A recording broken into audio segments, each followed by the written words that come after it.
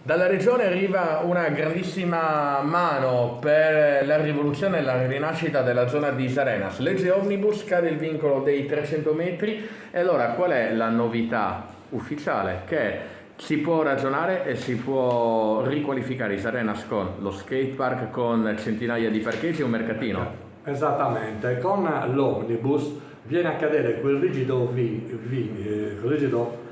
vincolo rigido dei 300 metri che tagliava a metà il PIA, stiamo parlando di Isarenas PIA 13 Serpedì, là dove erano previsti il mercatino all'aperto, il parcheggio di scambio a cui siamo molto legati anche per le problematiche del Poetto, unitamente a un centro servizi e allo skateboard. Adesso con questa nuova normativa che ci riporta un attimino indietro, ricordo comunque che il piano aveva avuto il nulla osta paesaggistico dalla regione, ci consente di riprendere tutte le interlocuzioni, le attività con l'assessorato alla difesa dell'ambiente per le valutazioni di natura ambientale che speriamo di condurre entro questi mesi, questi 2-3 mesi di fine anno, adesso dicembre e gennaio, e così poter riavviare tutta la pratica del PIA. Questo ci rallegra parecchio. 4,5 milioni di euro, un progetto molto importante che cambia il volto a una zona altrettanto importante di Quartu. Certo, noi analizziamo il comparto nella sua interezza,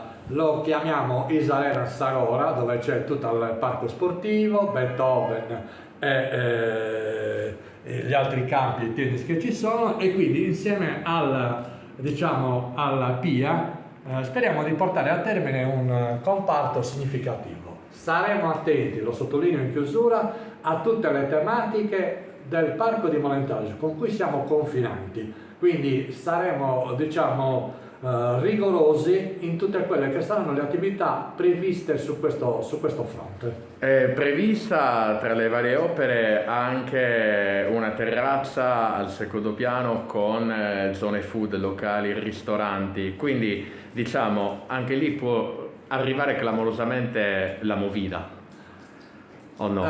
Guardi, questo non lo posso anticipare perché, ripeto, ci rimetteremo alle valutazioni di dettaglio insieme all'assessorato di difesa dell'ambiente. Tutto quello che è compatibile con l'habitat sarà previsto. Quello che non è compatibile purtroppo non sarà eseguibile, però insomma, siamo molto fiduciosi. Può essere anche il posto futuro dell'attuale mercatino di Via della Musica, questa zona di Isarenas? C'è previsto un mercato con 180 stalli e più posti auto, quindi se l'assessorato all'ambiente, noi lo sosterremo, tanto per essere chiari, lo sosterremo con determinazione, però poi saranno loro che ci diranno la parola fine, insomma, di come e quando fare questa cosa, che comunque è prevista e finanziata. Quindi può essere comunque il luogo futuro per liberare certo. Via Una della delle Musica. localizzazioni, ci possono essere diversi temi, ecco, voglio dire.